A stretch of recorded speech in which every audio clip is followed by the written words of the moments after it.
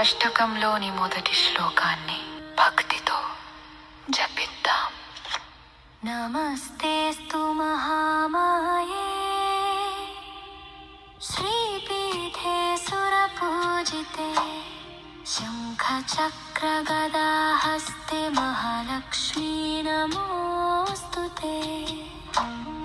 నమస్తేస్తు మహామాయే శ్రీపీఠే సురపూజితే శంఖ చక్ర గదాహస్తే మహాలక్ష్మీ నమోస్తుతే. नमस्ते गरुडारूढे कोलासुर भयंकरी सर्वपापहरे देवी महालक्ष्मी नमोस्तुते. सर्वज्ञे सर्ववरदे सर्वदुष्टभयंकरी सर्वदुःखहरे देवी महालक्ष्मी नमोस्तुते.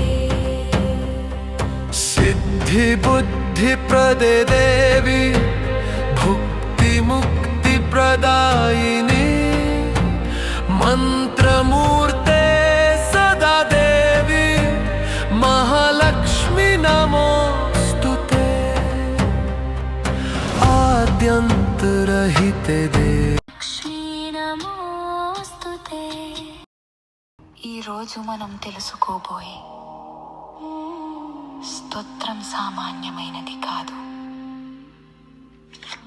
స్వర్గాధిపతి అయిన దేవేంద్రుడు స్వయంగా లక్ష్మీదేవిని స్తుతించిన మహాలక్ష్మి అష్టకం ఇది. ఈ స్తోత్రాన్ని వింటే చాలు శత్రు భయం తొలగిపోయి సకల పాపాలు నశిస్తాయి. ఇప్పుడు అత్యంత పవిత్రమైన మహాలక్ష్మి